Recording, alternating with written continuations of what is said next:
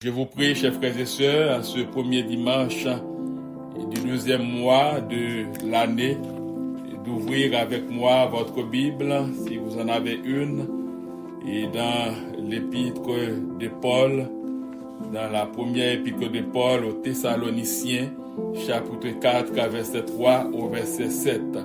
1 Thessaloniciens, chapitre 4, verset 3 au verset 7 inclusivement. 1 Thessaloniciens, chapitre 4, verset 3 au verset 7 inclusivement. Ce que Dieu veut, c'est votre sanctification. C'est que vous vous absteniez de l'impudicité. C'est que chacun de vous sache posséder son corps dans la sainteté et l'honnêteté, sans vous livrer à une convoitise passionnée, comme font les païens qui ne connaissent pas Dieu. C'est que personne n'use envers son frère de fraude et de cupidité dans les affaires, parce que le Seigneur tire vengeance de toutes ces choses, comme nous vous l'avons déjà dit et attesté, car Dieu ne nous a pas appelés à l'impureté, mais à la sanctification. Car Dieu ne nous a pas appelés à l'impureté, mais à la sanctification. Parole du Seigneur. Je voudrais vous entretenir, chers frères et sœurs, aujourd'hui à partir de ce texte lu autour de ce sujet ainsi formulé. L'importance de la sanctification. L'importance de la sanctification. Que désigne ce terme, ce vocable, sanctification? Ce terme, chers frères et sœurs, désigne la réalisation progressive d'une vie de sainteté dont le secret réside dans la communion avec le Christ vivant et dans l'abandon à l'action du Saint-Esprit. C'est ça la définition en quelque sorte. Le thème sainteté désigne la réalisation progressive d'une vie de sainteté dont le secret réside dans la communion avec le Christ vivant et dans l'abandon à l'action du Saint-Esprit. Cela sous-entend pour être sanctifié, pour vivre dans la sanctification, le secret réside dans la communion avec le Christ vivant et dans l'abandon à l'action du Saint-Esprit. La Bible, la parole de Dieu est claire en ce sens pour nous dire « Soyez saints ». C'est ce que le Seigneur Jésus-Christ disait et c'est ce qu'il veut nous dire encore aujourd'hui. « Soyez saints, car je suis saint. Soyez saints, car je suis saint. » Et par l'enseignement de Jésus, c'est comme quoi il voulait nous dire, il nous dit encore aujourd'hui, soyez parfaits comme votre Père Céleste est parfait. Le Dieu à qui nous croyons, le Dieu que nous servons, le Dieu à qui nous avons placé notre confiance, il est le Dieu parfait. Il est le Dieu sans défaut. Il est le Dieu en quelque sorte saint. C'est pourquoi, de par notre position, la Bible, la parole de Dieu nous enseigne à vivre dans la sanctification. Dans notre texte lu, chers frères et sœurs, nous voyons un tas de choses énumérées par l'apôtre. Un tas de choses qui ont été énumérées par l'apôtre Paul pouvant nous déranger dans notre processus vers la sanctification. Je veux que vous sachiez, chers frères et sœurs, que la sanctification est un processus. Un tas de choses. ont été énumérés par l'apôtre Paul. L'apôtre Paul a mentionné en tout premier lieu l'impudicité. C'est quoi l'impudicité? C'est quelqu'un qui est impudique, c'est quelqu'un qui agit d'une manière que reprouve la morale sexuelle. Alors, par contre, on appelle ce quelqu'un comme étant une personne impudique. Dans ce même texte, l'apôtre Paul a pris le soin de mettre l'emphase aussi sur l'honnêteté. Cela sous-entend, si nous voulons vivre, dans la sanctification, nous devons avoir, c'est ce que la Bible appelle l'honnêteté. Tout le monde connaît c'est quoi l'honnêteté. Qui est ce monde qui pas connaît qui ça veut dire l'honnêteté? L'on dit la vérité, lorsqu'on fera, n'a parlé, on a tout ça à faire, c'est l'honnêteté. Nous ne pouvons pas vivre dans la sanctification hors de l'honnêteté. L'apôtre Paul aussi a mis l'emphase sur la convoitise passionnée. La Bible nous parle de pas mal de convoitises et de la chair, l'orgueil de la vie, convoitise des yeux. Et l'apôtre Paul parle ici de convoitise passionnée. Parfois, nous sommes passionnés de certaines choses qui sont en désaccord avec la volonté de Dieu, de certaines choses qui peuvent nous déranger dans notre processus de sanctification. L'apôtre Paul aussi a mis l'emphase dans ce texte, sur la fraude. Tout le monde connaît qui ça veut dire fraude.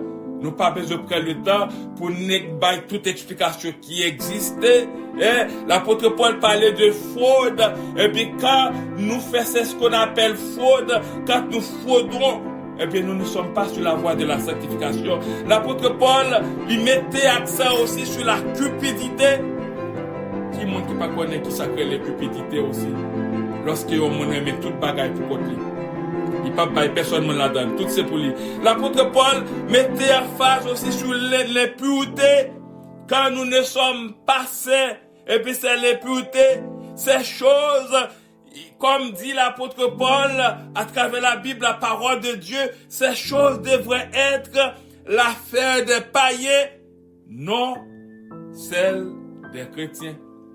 Bagay sa yo que l'apôtre Paul énuméré dans le texte là, il dit bagay sa yo ta dwe bagay moun qui pas nan bon Dieu, yo pas ta dwe bagay moun qui nan bon Dieu parce que moun qui nan bon Dieu de par position yo à Christ, yo sanctifié. C'est ce qu'on appelle la sanctification positionnelle. De par notre position à Christ, nous sommes sanctifiés. Et c'est ce que le Seigneur Jésus voulait, c'est ce qu'il veut, c'est ce qu'il voudra toujours jusqu'à la consommation des siècles, que nous soyons déjà sanctifiés. Et de par là, et puis c'est ce qui a incité les apôtres à donner une place importante à la sanctification dans leur enseignement. Apôtres te bail une place spéciale, une place importante, à la sanctification dans leur enseignement. La sanctification, chers frères et sœurs, quand on parle de sanctification, ça peut déranger. Quand on parle de sanctification, ça peut, en quelque sorte, susciter pas mal de pensées. Mais la Bible dit, la sanctification, c'est le vouloir de Dieu. Elle n'est pas une invention humaine. C'est ce que Dieu veut, la sanctification.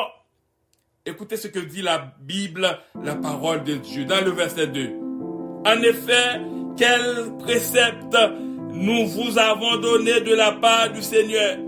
Vous savez, en effet, quel précepte nous vous avons donné de la part du Seigneur? D'après 1 Thessaloniciens 4, le verset 2. Ces préceptes, chers frères et sœurs, étaient à considérer, ces préceptes qui ont été donnés de la part du Seigneur. Et puis c'est pas pour rien c'était pour précepte ça yo, en quelque sorte, yo t'est appliqué. Le verset 8 nous dit, celui qui rejette ses préceptes ne rejette pas un homme, mais Dieu qui vous a aussi donné son esprit. Les préceptes qui ont été énumérés dans ce texte, les préceptes qui ont été donnés dans la Bible, chers frères et sœurs, ces préceptes viennent, du Saint-Esprit. Lorsque un monde rejette préceptes ça yo, ou pas rejeter, monde qui te bail préceptes ça yo, mais ou rejeter le Saint-Esprit. Je vais reprendre encore, celui donc qui rejette ses préceptes ne rejette pas un homme, mais Dieu qui vous a donné son Saint-Esprit, d'après 1 Thessaloniciens 4, le verset 8. Pourquoi la sanctification est-elle importante? C'est la grande question que nous devrions nous poser aujourd'hui, en ce premier dimanche du 2e mois de l'année 2021. Pourquoi la sanctification est-elle importante? La Bible répond à cette question pour dire que la sanctification est très importante parce que c'est la volonté de Dieu à notre regard. Ce que Dieu veut, c'est votre sanctification, d'après le verset 3 de notre texte lu. C'est que vous vous absteniez de l'impudicité. Sans la sanctification, personne ne verra le Seigneur. Si on ne monde pas sanctifié, c'est pas mon invention, c'est pas l'invention, de notre prédicateur de l'évangile, c'est la parole de Dieu. Sans la sanctification, personne ne verra le Seigneur. La Bible, la parole de Dieu nous enseigne en nous disant, aucun impudique, aucun débauché n'entrera dans le royaume des cieux. Le ciel n'est pas un terrain de jeu comme les terrains existentiels terrestres. Nous n'avons pas lu dans la Bible que ciel la papillaille.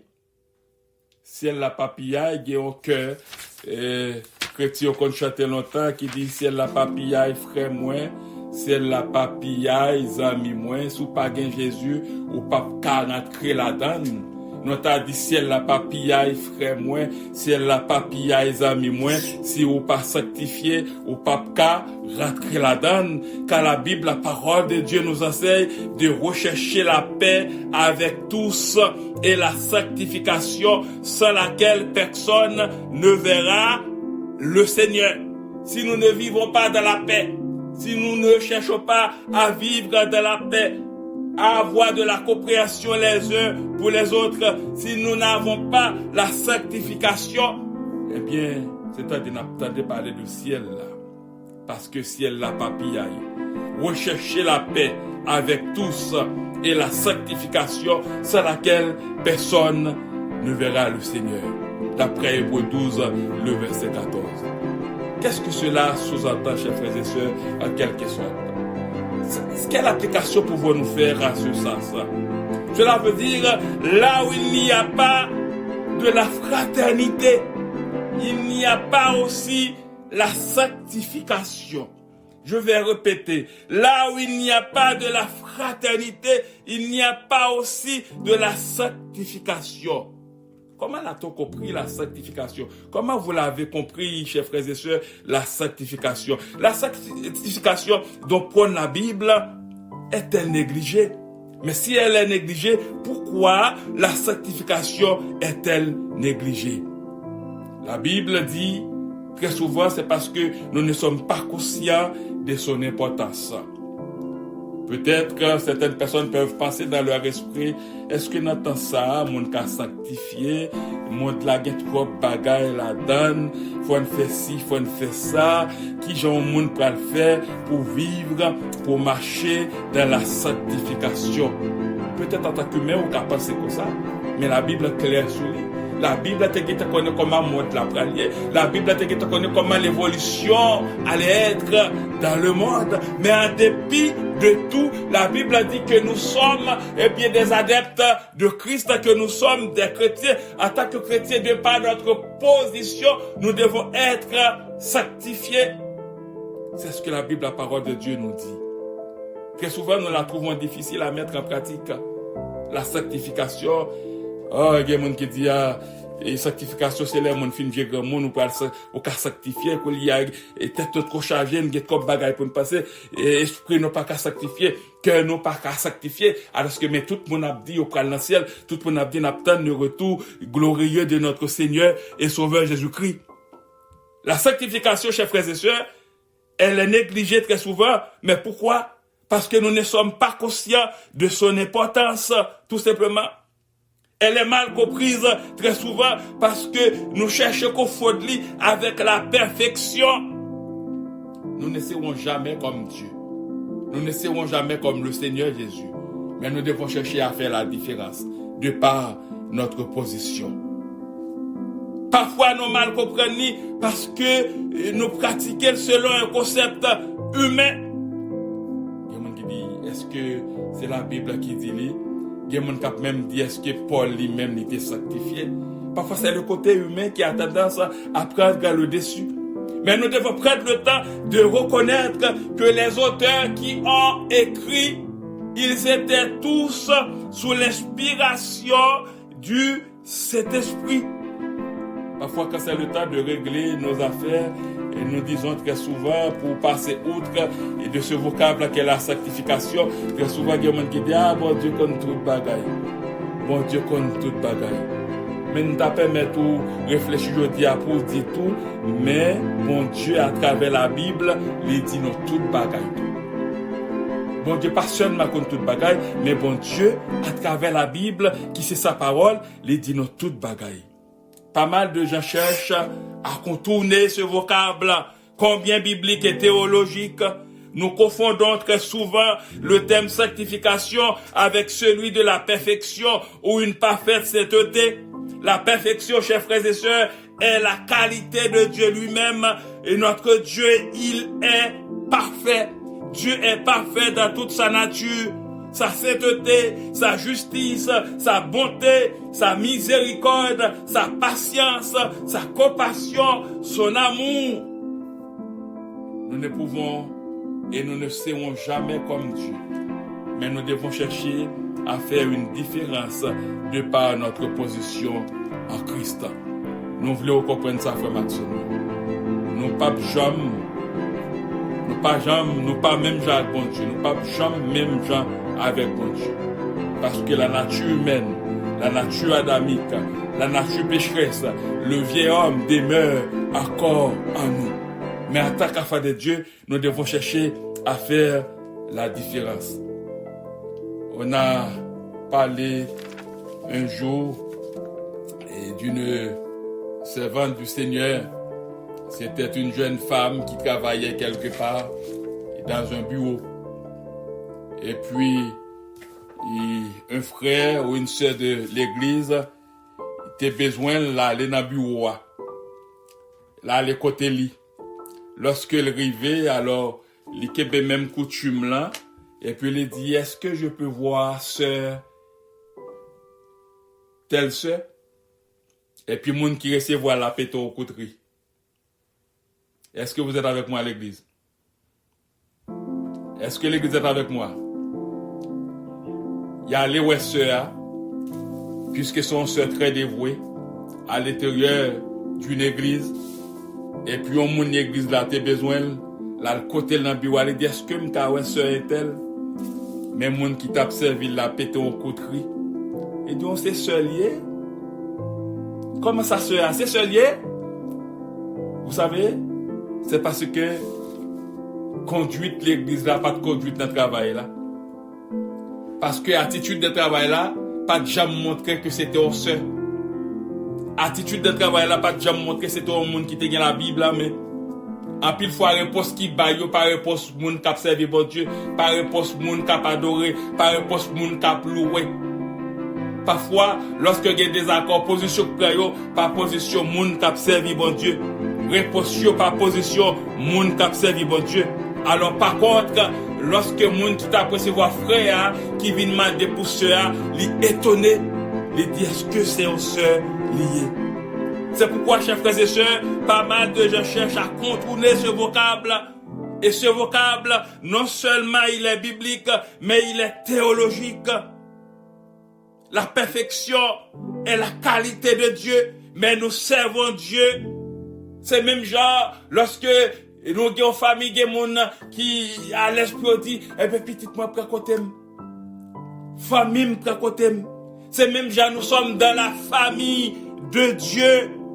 Nous devons chercher à avoir les qualités qui sont en Jésus-Christ, qui sont en Dieu, même quand nous ne serons pas parfaits comme Dieu, mais nous devons chercher à faire toute une différence, parfois dans la manière que nous répondons, parfois dans la réponse de nous, parfois dans le raisonnement nous faisons. Nous sommes capables de et puis c'est petit bon Dieu, c'est serviteur bon Dieu qui a parlé. Raisonnement ça yo, c'est monde qui gagne et puis cet esprit dans la vie yo et puis qui capable arriver faire yo normalement. La nouvelle que nous avons apprise de lui d'après 1 Jean 1er le verset 5 et que nous vous annonçons, c'est que Dieu est lumière et qu'il n'y a point en lui de ténèbres. Si Dieu est lumière et en Dieu il n'y a pas de ténèbres, mais comment pouvons-nous vivre comme étant des gens qui sont encore dans la noirceur, comme des gens qui ne connaissent pas encore le Seigneur Jésus, comme des gens qui, en quelque sorte, qui disent tout ce qu'ils veulent, sans avoir la sagesse que le ciel donne, chers frères et sœurs. Dès le début de notre conversion, Dieu nous sanctifie.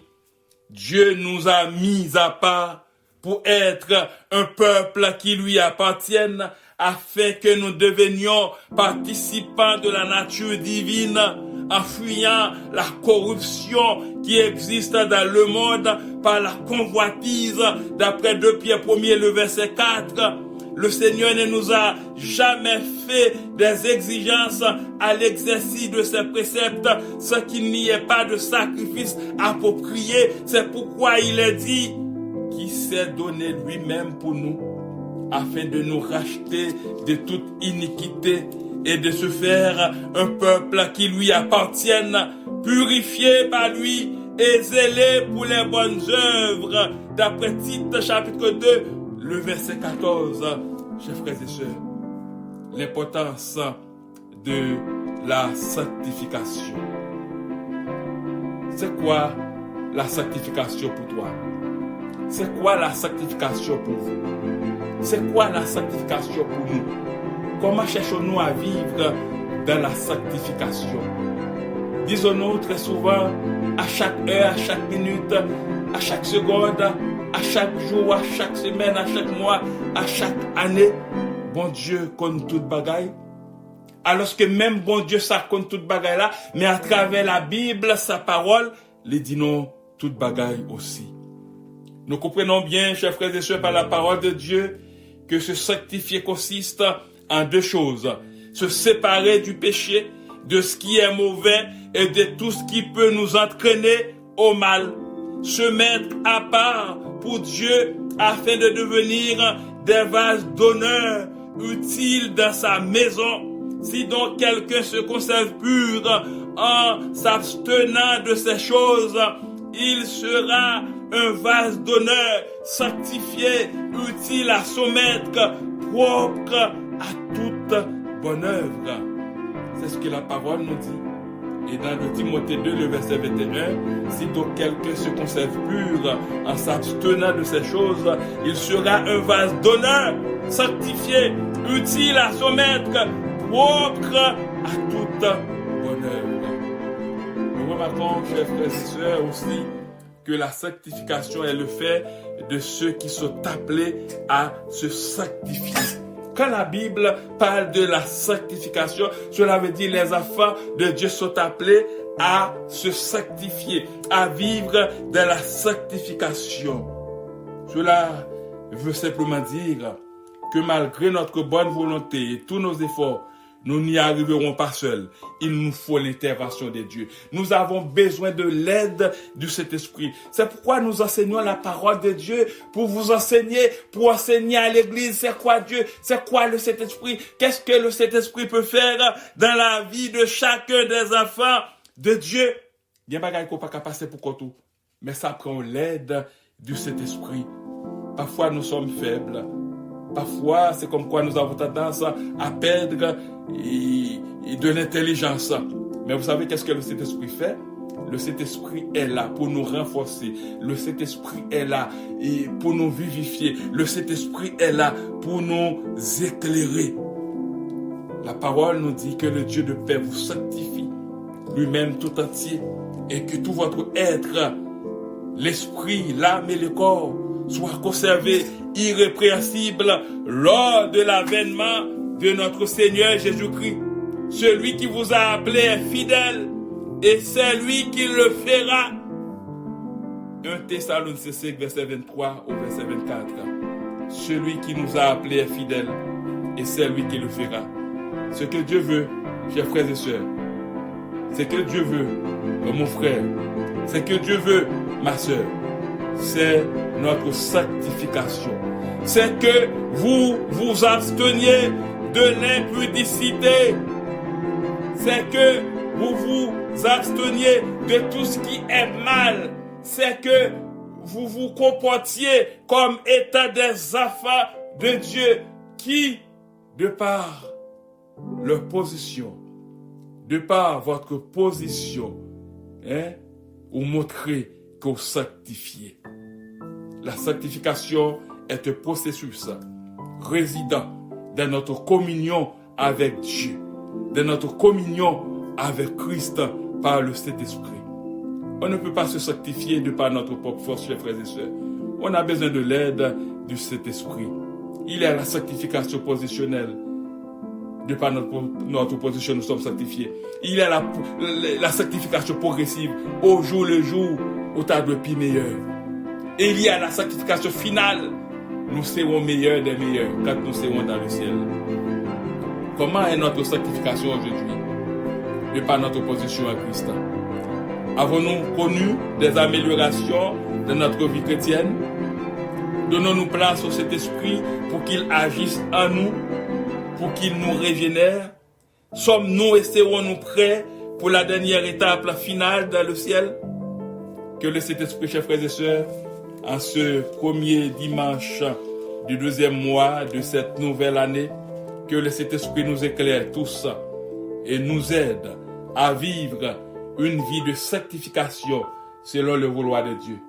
C'est pas selon le vouloir d'un homme, c'est pas selon le vouloir d'une église, c'est pas selon le vouloir de votre famille, mais selon le vouloir de Dieu. Que le Seigneur vous bénisse abondamment. Que le Seigneur vous aide à réfléchir aujourd'hui de ce vocable qu'est la sanctification.